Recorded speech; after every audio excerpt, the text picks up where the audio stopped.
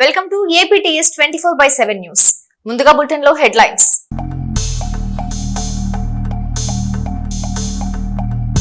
మరో హామీ అమలుకు ఏపీ ప్రభుత్వం కసరత్తు.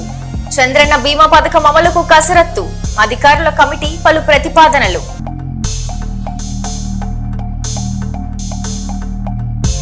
ఏపీ తెలంగాణ ప్రజలకు జగన్ పండుగ శుభాకాంక్షలు.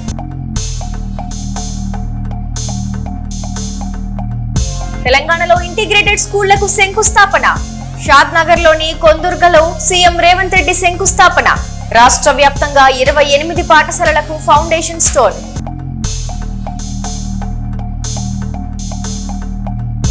ఆడపిల్ల పుడితే 5,000. ఆడపడుచు పెళ్లి కానుక సర్పంచ్ ఎన్నికల మేనిఫెస్టో.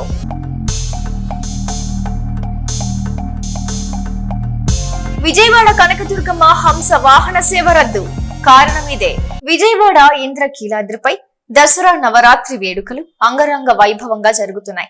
దేవి నవరాత్రి వేడుకలు శనివారంతో ముగియనున్నాయి. దీంతో చివరి రోజు ఉత్సవాలను ఘనంగా నిర్వహించేందుకు ఆలయ కమిటీ ప్రభుత్వం చర్యలు తీసుకుంటున్నారు. అయితే ఉత్సవాల్లో భాగంగా ఆఖరి రోజు నిర్వహించే దుర్గమ్మ హంస వాహనం సేవను రద్దు చేశారు. ప్రస్తుతం కృష్ణా నదిలో నీటి ప్రవాహం అధికంగా ఉంది. అలాగే ఎగువ ప్రాంతాల నుంచి కూడా వరద నీరు వచ్చి చేరుతోంది.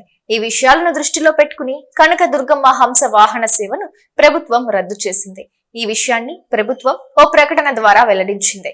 అయితే అమ్మవారి జల విహారం రద్దు కావడంతో ప్రభుత్వం ఇతరత్రా ఏర్పాట్లపైనే దృష్టి పెట్టింది. అందులో భాగంగా దుర్గా ఘాట్ లోని గంగా సమేత శ్రీ దుర్గా మల్లేశ్వర స్వామి దేవాలయంలో పూజలు నిర్వహించనున్నారు. ఇందుకోసం ఇప్పటికే పనులు చేపట్టారు. అయితే హంస వాహన సేవలో భాగంగా దుర్గమ్మ హంస వాహనంలో కృష్ణా నదిలో విహరిస్తూ భక్తులను కటాక్షిస్తారు. ఈ సేవను చూసేందుకు భక్తులు భారీ సంఖ్యలో విజయవాడ వస్తుంటారు. అయితే నీటి ప్రవాహం కారణంగా ఈ ఏడాది హంస వాహన సేవ రద్దు అయింది. మరోవైపు అక్టోబర్ 3వ తేదీ ఇంద్రకీలాద్రిపై దసరా శరన్నవరాత్రి వేడుకలు ప్రారంభమయ్యాయి. ఇన్ని రోజుల పాటు అమ్మవారు వివిధ అలంకారాల్లో భక్తులను కటాక్షిస్తూ వచ్చారు. శుక్రవారం మహిషాసుర మర్దినిగా దర్శనమిచ్చిన కనక దుర్గమ్మ శనివారం శ్రీ రాజరాజేశ్వరి దేవిగా కనిపించనున్నారు.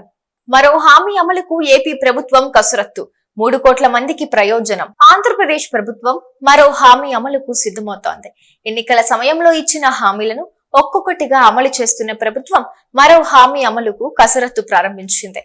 దీపావళి నుంచి ఉచిత గ్యాస్ సిలిండర్ల పథకం ప్రారంభించనున్న సంగతి తెలిసిందే.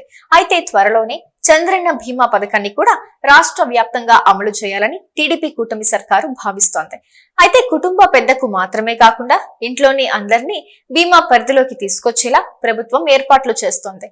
చంద్రన్న బీమా పథకం కిందకు రాష్ట్రంలోని పేదలందరినీ తీసుకొచ్చేలా కసరత్తు జరుపుతోంది. ఏపీలో దారిద్ర్య రేఖకు దిగువన 1.21 కోట్ల కుటుంబాలున్నాయి. ఈ కుటుంబాల్లో సుమారు 3.07 కోట్ల మంది సభ్యులు ఉన్నారు. వీరందరికీ ప్రయోజనం కలిగేలా చంద్రన్న బీమా పథకాన్ని తేవాలని అధికారులు కార్యాచరణ రూపొందిస్తున్నారు.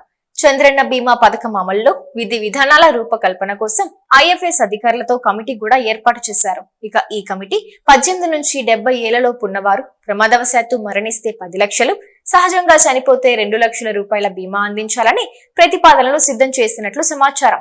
త్వరలోనే ఈ కమిటీ సభ్యులు ప్రభుత్వానికి నివేదిక సమర్పించనుంది. ఈ నివేదికలో సీఎం చంద్రబాబు మార్పులు చేర్పులు చేసిన తర్వాత అమలు చేయనున్నారు. ఏపీ మాజీ సీఎం వైసీపీ అధినేత జగన్ దసరా శుభాకాంక్షలు తెలియజేశారు.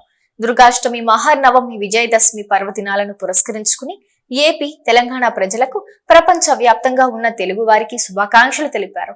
ఈ మేరకు ఓ ప్రకటన విడుదల చేశారు. లోక కంటకుడు అయిన మహిషాసురుడిని జగన్మాత సంహరించినందుకు, చెడుపై మంచి సాధించిన విజయానికి, దుష్ట శక్తులపై దైవ శక్తుల గెలుపునకు ప్రతీకగా జరుపుకునే పండుగ దసరా అని జగన్ వివరించారు. చెడు ఎంత దుర్మార్గమైనదైనా, ఎంత శక్తివంతమైనదైనా మంచితనాన్ని అంతిమ విజయం వరిస్తుందని పేర్కొన్నారు. ఆ జగన్మాత ఆశీస్సులతో రాష్ట్ర ప్రజలంతా సుఖ శాంతులతో, సిరి సంపదలతో తులతూగాలని, రాష్ట్రంలోని ప్రతి ఒక్క కుటుంబానికి విజయాలు సిద్ధించాలని, ఆ కనకదుర్గమ్మ దీవెనలు, ఆశీస్సులు ప్రతి ఒక్కరిపై ఉండాలని జగన్ ఆకాంక్షించారు. మందుబాబులకు షాక్ ఇచ్చేలా ఏపీ ప్రభుత్వం కీలక నిర్ణయం తీసుకున్నట్లు తెలిసిందే. నూతన మద్యం విధానంలో మద్యం ధరల రౌండప్ పెంపు వసూలు చేయాలని నిర్ణయించినట్లు తెలిసిందే. దీని కారణంగా మద్యం ధరలు కాస్త పెరిగే అవకాశాలున్నాయి. మరోవైపు లిక్కర్ షాపుల కోసం దరఖాస్తు చేసుకునేందుకు ఇవాల్టితో గడువు ముగియనుంది. రాత్రి 7 గంటలకు గడువు ముగియనుంది. రేపు ఎల్లుండి దరఖాస్తుల పరిశీలన ఉంటుంది. అక్టోబర్ 14వ తేదీ లాటరీ తీసి మద్యం దుకాణాలు కేటాయిస్తారు. ఏపీలో మద్యం దుకాణాల లైసెన్స్ కోసం దరఖాస్తు గడువు మరికొన్ని గంటల్లో ముగియనుంది. ఈ రోజు సాయంత్రం 7 గంటల వరకు ఎక్సైజ్ శాఖ అధికారులు సమయం ఇచ్చారు. అప్పటి వరకు క్యూ లైన్ లో ఉన్న వారికి దరఖాస్తు చేసుకునే అవకాశం కల్పించనున్నారు. అయితే నూతన మద్యం విధానంలో ఏపీ సర్కార్ తీసుకున్న ఓ నిర్ణయం మందుబాబులకు షాక్ ఇచ్చేలా ఉంది. మద్యం ధరలకు సంబంధించి రౌండ్ అప్ పెంపు నిర్ణయం మందుబాబులకు కాస్త భారంగా మారే అవకాశం ఉంది. ఎందుకంటే ఈ విధానం కారణంగా మద్యం ధరలు పెరిగే అవకాశాలున్నాయి.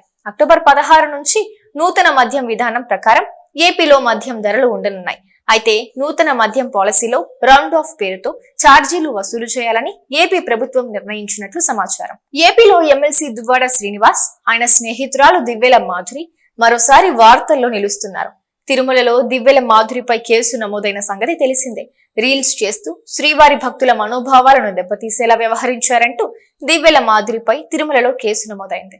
ఈ నేపథ్యంలో తిరుమలలో కేసుపై దివ్వెల మాధురి స్పందించారు. రాజకీయ కక్ష సాధింపు చర్యల్లో భాగంగానే తమపై కేసులు పెట్టారని దివ్వెల మాధురి ఆరోపించారు. తనపై పెట్టిన కేసులపై న్యాయ పోరాటం చేశానని దివ్వెల మాధురి స్పష్టం చేశారు. తిరుమలలో తాను ఎలాంటి తప్పు చేయలేదన్న దివ్వెల మాధురి చేయని తప్పునకు ఎవరికి క్షమాపణ చెప్పేది లేదని తెగేసి చెప్పారు. ఓ కార్యకర్తగా దువ్వాడతో కలిసి తిరుమల వెళ్లానన్న దివ్వెల మాధురి తమతో పాటుగా మరికొందరు కార్యకర్తలు కూడా వచ్చినట్లు తెలిపారు. మమ్మల్ని ప్రశ్నించేవారు పవన్ కళ్యాణ్ ను ఎందుకు ప్రశ్నించరు అంటూ మాధురి నిలదీశారు. మరోవైపు తిరుమలలో తాము ఎలాంటి తప్పు చేయలేదని దువ్వాడ శ్రీనివాస్ తెలిపారు. తెలియక ఏమైనా తప్పులు చేస్తుంటే క్షమించాలని కోరుతున్నట్లు చెప్పారు. పోలీస్ కేసుపై న్యాయపరంగా ముందుకెళ్తామని దువ్వాడ శ్రీనివాస్ స్పష్టం చేశారు.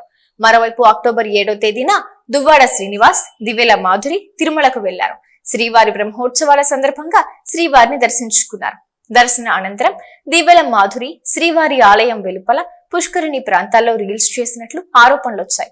దీనిపై విమర్శలు రావడంతో టీటీడీ విజిలెన్స్ సిబ్బంది స్పందించారు. తిరుమలలో శ్రీవారి భక్తుల మనోభావాలు దెబ్బతినేలా ప్రవర్తించారంటూ తిరుమల 1 టౌన్ పోలీసులకు ఫిర్యాదు చేశారు. Duvvada Srinivas, Madhuri pre wedding shooting Tirumala మాడవీధి.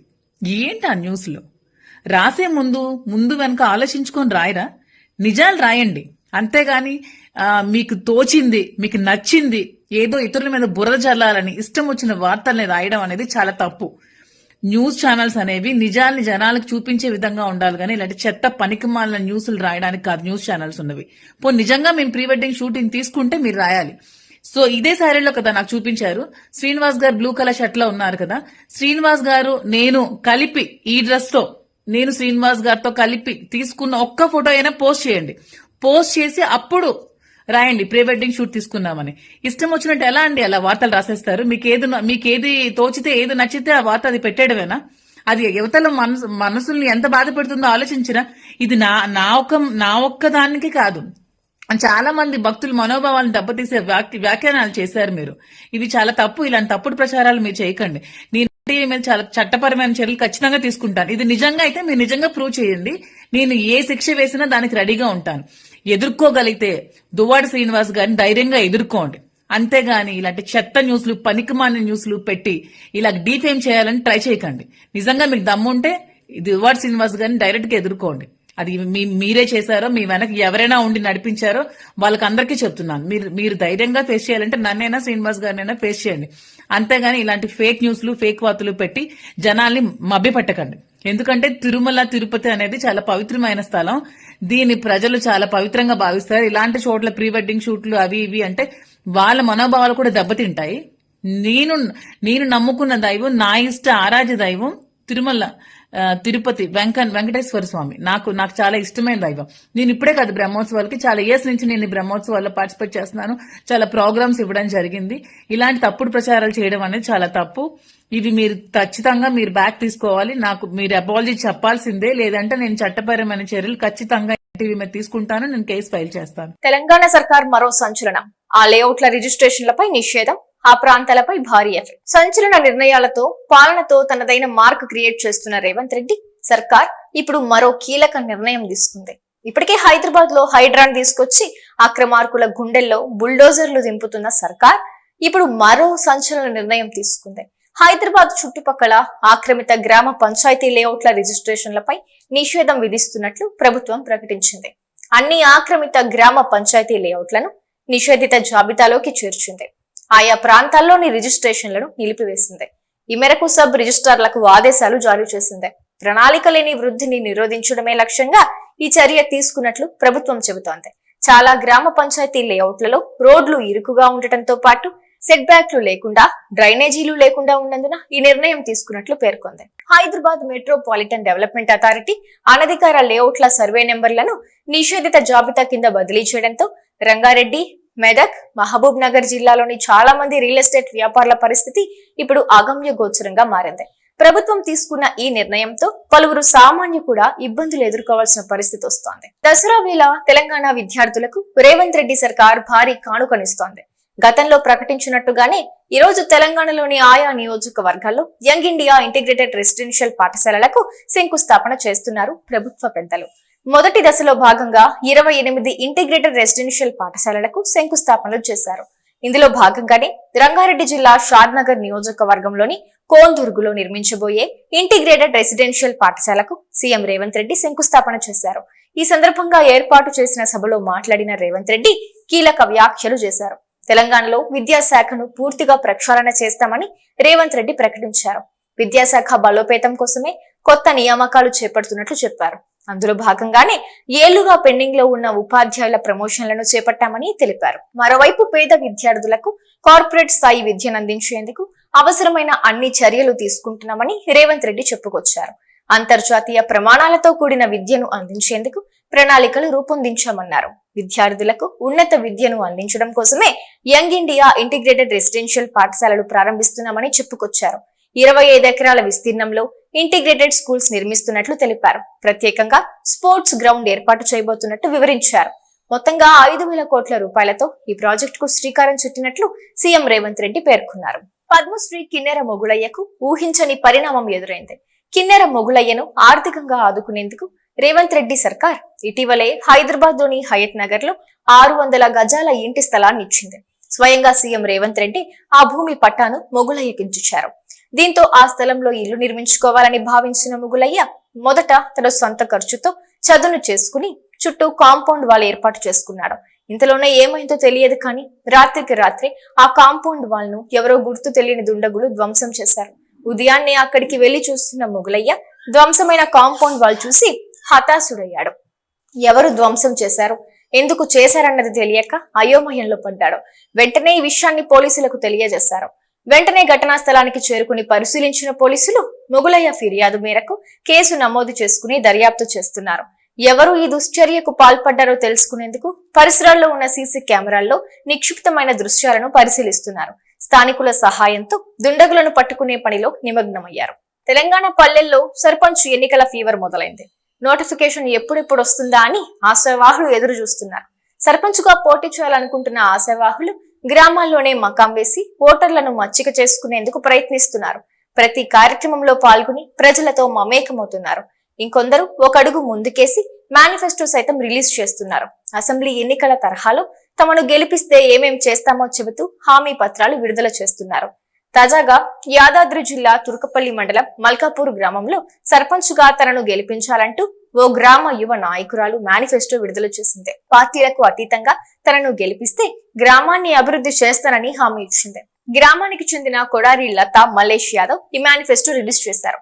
మొత్తం 14 అంశాలతో కూడిన మేనిఫెస్టో పోస్టర్ ను నేడు విడుదల చేశారు. తనను గెలిపిస్తే గ్రామాన్ని అన్ని రకాలుగా అభివృద్ధి చేస్తానని అందులో పేర్కొన్నారు. టీమిండియా క్రికెటర్ మహమ్మద్ సిరాజ్ కు డీఎస్పీ పోస్ట్ ను కేటాయించారు. ఈ మేరకు తెలంగాణ డీజీపీ జితేందర్ ఆయనకు డీఎస్పీ నియామక పత్రాన్ని అందించారు. ఈ సందర్భంగా రాష్ట్ర ప్రభుత్వం, పోలీసు శాఖకు సిరాజ్ ప్రత్యేక కృతజ్ఞతలు తెలిపారు. టీమిండియా T20 వరల్డ్ కప్ గెలిచిన అనంతరం సిరాజ్ కు తెలంగాణ ప్రభుత్వం ఇంటి స్థలం, ప్రభుత్వ ఉద్యోగం ఇవ్వాలని నిర్ణయించింది. ఈ ఏడాది ఆగస్టు నెలలో జూబ్లీహిల్స్ రోడ్ నెంబర్ 78 లో 600 చదరపు గజాల ఇంటి స్థలాన్ని కేటాయిస్తూ రెవెన్యూ శాఖ ఉత్తర్వులు జారీ చేసింది. తాజాగా సిరాజ్ కు డీఎస్పీ పోస్ట్ ను కేటాయించారు. యువతలో సాంకేతిక నైపుణ్యం పెంపొందించేందుకు యంగ్ ఇండియా స్కూల్స్ యూనివర్సిటీని ప్రారంభిస్తున్నామని భూపాలపల్లి ఎమ్మెల్యే సత్యనారాయణరావు అన్నారు. భూపాలపల్లి జిల్లా గణపురం మండలం మైలారం గుట్టపై అంతర్జాతీయ ప్రణాళికతో యంగ్ ఇండియా ఇంటిగ్రేటెడ్ రెసిడెన్షియల్ పాఠశాల కాంప్లెక్స్ కు భూమి పూజ నిర్వహించారు. ఈ కార్యక్రమంలో ఎంపీ కడియం కావ్య, జిల్లా collector Rahul Sharma, trade promotion corporation chairman Prakash Reddy పాల్గొన్నారు. కండ్రా సత్యనారాయణరావు గారికి, ఎంపీ కడియం కావ్య గారికి, trade corporation chairman Prakash Reddy గారికి, మార్కెటింగ్ కమిటీ చైర్మన్, మిగతా అధికారులు, మీడియా మిత్రులు, మీ అందరికీ నమస్కారం. ఈరోజు young India integrated residential complex మన స్కూల్కి ఫౌండేషన్ మనం చేసాం. సో ఇది చాలా మంచి రోజు. సో ఇది ఒక గ్రేట్ ఇనిషియేటివ్ తెలంగాణ ప్రభుత్వం ద్వారా, బికాస్ ఇది ఒక ఈక్విటబుల్ అండ్ ఇంక్లూజివ్ ఎడ్యుకేషన్ మోడ్లో మనం వెళ్తున్నాం. అండ్ వల్నరబుల్ సెక్షన్ ఆఫ్ సొసైటీకి కూడా మనం అప్లిఫ్ట్ చేస్తున్నాం విత్ దిస్ ఇనిషియేటివ్. సో ఇది ఒక young India integrated residential school complex ఒక చాలా అంబిషియస్ ఇనిషియేటివ్ ఉంది. అందరికీ కూడా పేరు పేరున నా నమస్కారాలు తెలియజేసుకుంటున్నాను. ఇది ఒక గొప్ప విషయం. ఎందుకంటే కాంగ్రెస్ ప్రభుత్వంలో వస్తున్న ఇబ్బంది ఏంటంటే మనం చాలా పనులు చేస్తున్నాం, చెప్పనివి కూడా చేస్తున్నాం, మేనిఫెస్టోలో లేనివి కూడా. ఇది కూడా మేనిఫెస్టోలో లేదు, అయినా కూడా మనం ఎంత గొప్పగా ప్రారంభిస్తున్నాం, ఎంత గొప్పగా ఇంప్లిమెంట్ చేస్తున్నాం అంటే కేవలం 5 నెలల్లోనే డిఎస్సి నోటిఫికేషన్ వేసుకోవడమే కాకుండా పరీక్ష నిర్వహించి 10,000 ఉద్యోగాల్లో జస్ట్ 2 రోజుల కిందనే ఇవ్వడం జరిగింది. అది కూడా ఒక పెద్ద సాహసము, పెద్ద విషయం. ఎందుకంటే గత ప్రభుత్వంలో 10 ఏళ్ల పాటు ఏ ఒక్క పోస్టు డిఎస్సి ఎన్నిసార్లు వేద్దామని ప్రయత్నించినా కానీ కుదరలేదు. కానీ ఈసారి వచ్చిన ప్రభుత్వం సంవత్సరం లోపే 10,000 డిఎస్సి టీచర్ ఉద్యోగాలు ఇప్పించడం అంటే చాలా పెద్ద విషయం. అయినా కూడా దానికి ఎక్కువ ప్రచారం చేసుకోలేకపోతున్నాము.